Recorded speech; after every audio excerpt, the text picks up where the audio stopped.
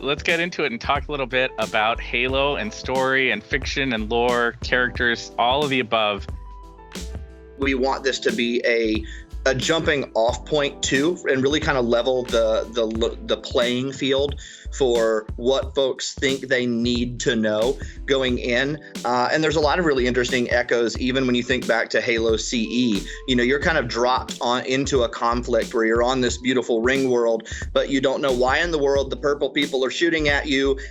You know, your friend is talking in your head. You're in the middle of a conflict, but you kind of have to unravel the intricacies of that conflict as you go along and remove each layer. And we kind of like the idea of a similar footing. Again, it's trying to get the best of both worlds, where like, how can you provide some really cool and compelling payoffs for people who have spent, you know, a long time, whether it be just coming off the last game or coming off the last 20 years of wanting to see where this story is evolving and going next, but also putting everybody on an equal playing field.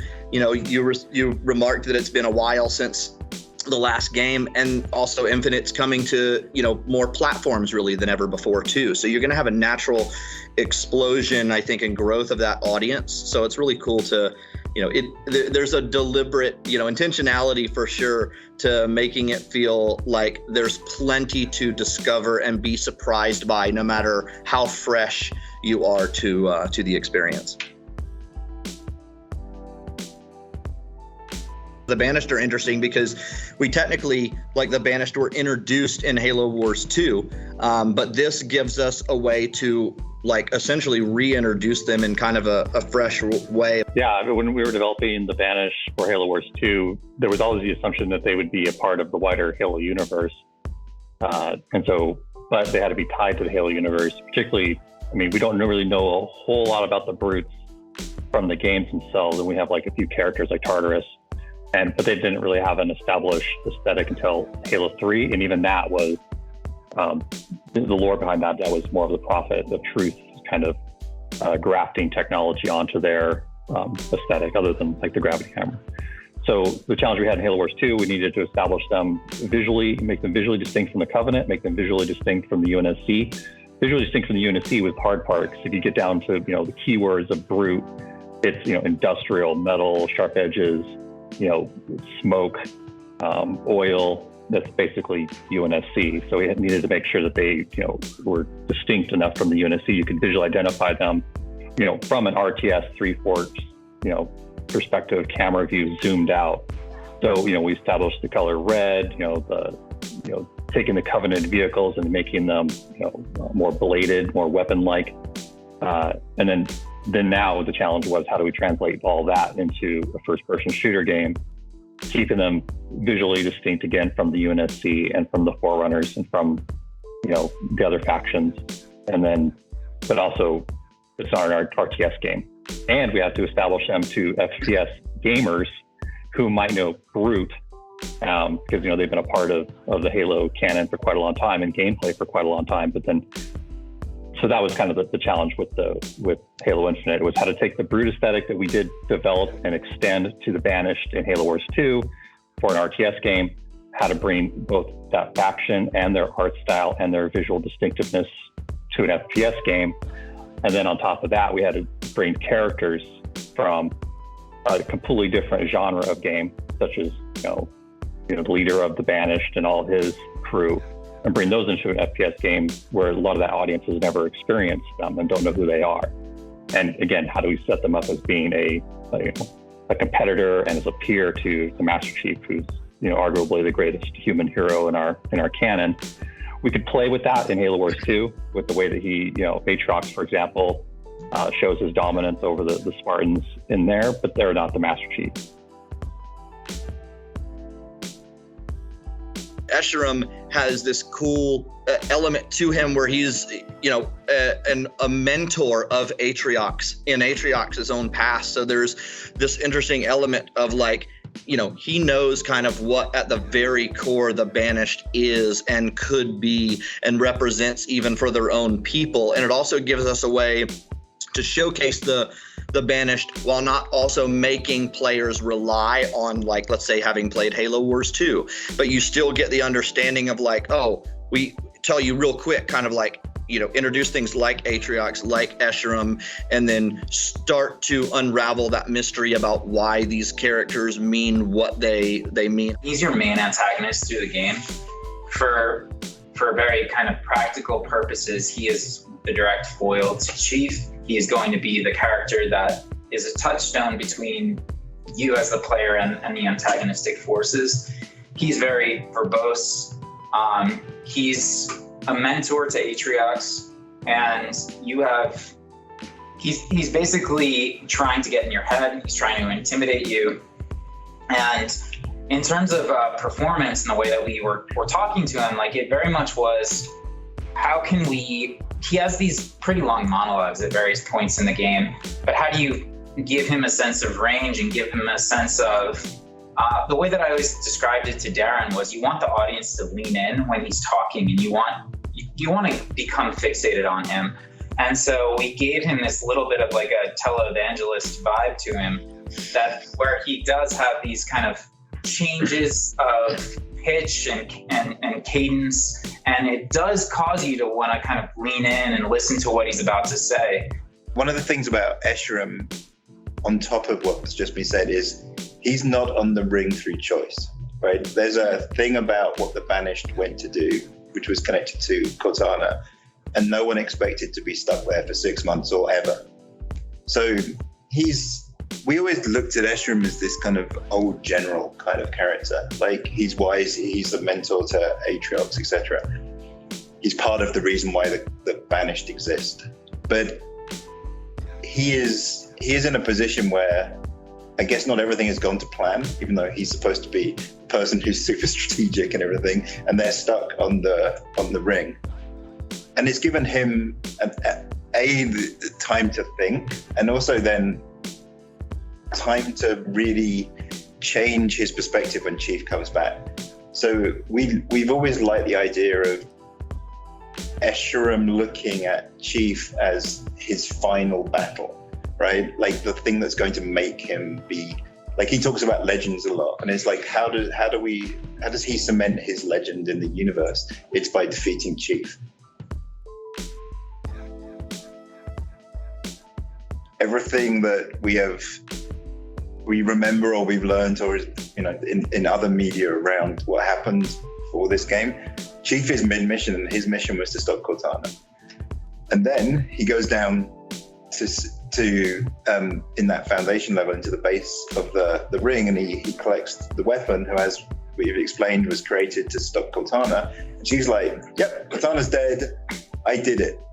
Well, I didn't do it. I did my part of the job, but she doesn't know why the character is gone. So she's happy. She thinks she's achieved her goal. Chief wants to know what actually happened to Cortana, because part of him is he feels like he needs closure, right? He knows that he has been part of that story getting to this point.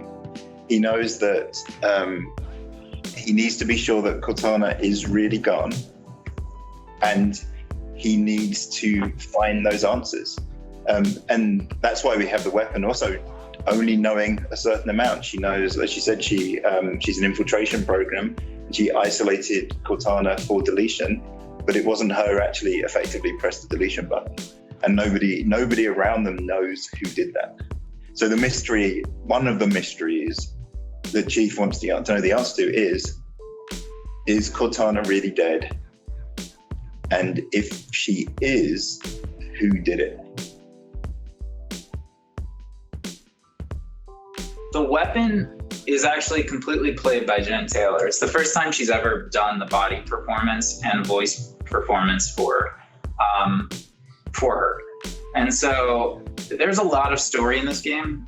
She's in a lot of it, and she's amazing. I couldn't say enough nice things about her, and it's not just like platitudes for the sake of it. Like, it was something that when we saw her perform the scene that you guys saw and that we showed at E3 21, where you actually see the weapon for the first time, and she is telling you basically that, the mission's changed and Chief goes, they always do. That scene was shot probably 5 times. Because we kept changing the words. Yeah. Mostly because it was shot, and the more we got into understanding the way that Jen would play the weapon and the way that and how she would create distance between the weapon and Cortana and Halsey, and sometimes, in similar scenes, I think the writing also changed to comply with the way that we understood her. I don't know, Paul, can you talk about the writing of it? I think in all of the cases, whether it's the pilot, whether it's Cortana, the weapon, Halsey, whatever, the weapon looks up to Chief like he's this hero, this perfect hero that she wants to be with, right? She wants to go on these adventures with, and she wants to be part of that. Like, as you saw at the beginning, like originally she's programmed to die. She's not supposed to exist. And now she's been given this new lease of life, and she doesn't know how long it's going to last. So she just wants to go. She wants to be helpful and be with him and go on these, be with him on that mongoose that's on fire, flying over that fence or that kind of rampart. She's not omniscient like Cortana was, and I think there's no secret here. Like she doesn't know what she doesn't know, and so as you're going through the story, she's learning just as much as you are. And I think having that same level setting perspective, like she had a mission, but she doesn't know a lot about that mission. She knew that it was her job to capture and stop Cortana, but she doesn't know about what Cortana has done. She's learning with you. Her intentions are always pure. I think that's really what I'm trying to say. Yeah.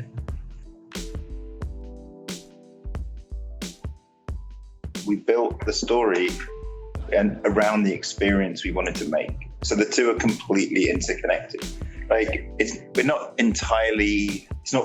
about to say isn't 100% accurate across the game, but in most cases, the whole game is a single take, right? And mainly because we wanted you to feel grounded in that world. We didn't want to ever feel like you were cutting to a cinematic. We wanted you to feel like Chief was in the middle of it. Like, it's weird when you look back at it that Halo's one of those, with the exception of maybe Metroid, but someone's probably going to contradict me, but where the game is both first and third person, Metroid Prime specifically, right? So in our case, we always have had these moments where Chief jumps in a vehicle or where Chief picks up a turret and we pull back to third. But we wanted to make sure that when we were third person in a scene, it didn't feel like action figures, right? It was very important to us that you felt very close to the character. So it was almost like somewhere between first and third person at times. Like you were experiencing the scenes from the perspective of Chief and yet from the perspective of other characters in the way that the camera moved. It wasn't about chasing a trend or anything. It was just about taking what had always been there for Halo and really just trying to use it to, use the camera, use all the amazing work that Dan and his team has done to really just amp up all the emotion all the way through things. And at the same time, because it's a video game, make it feel like you're constantly in the video game. It was a conscious decision that you've always got the weapons that you carried into the scenes. Like Chief is always, whatever Chief needs to do action-wise in a scene, whether he's pointing a weapon at a character off screen or something else, he's carrying the gun that you went into that scene with. And we have a lot of guns, and that took a long time, but but we wanted it to work that way because we wanted you to feel like you were the character, right? And it never changed. There was no kind of pulling away, and it's like, it's just a cutscene. I'm going to put my controller down and watch. Yeah, it was a conscious. I mean, it's funny, like we're doing all of this talking about storytelling, but we did all of that so that the feeling of storytelling was just invisible. There aren't clear lines between one mission and the next. It's all just blends together. And so it was a conscious decision to make the storytelling completely frictionless so that you just didn't think about where one thing was beginning and one thing was ending. You just wanted to keep going on the adventure. Be sure to hit the subscribe button on YouTube to stay up to the minute with all the latest Halo news, and for more, be sure to head over to GameInformer.com/Halo Infinite. Thanks, and we hope you enjoy our latest cover story.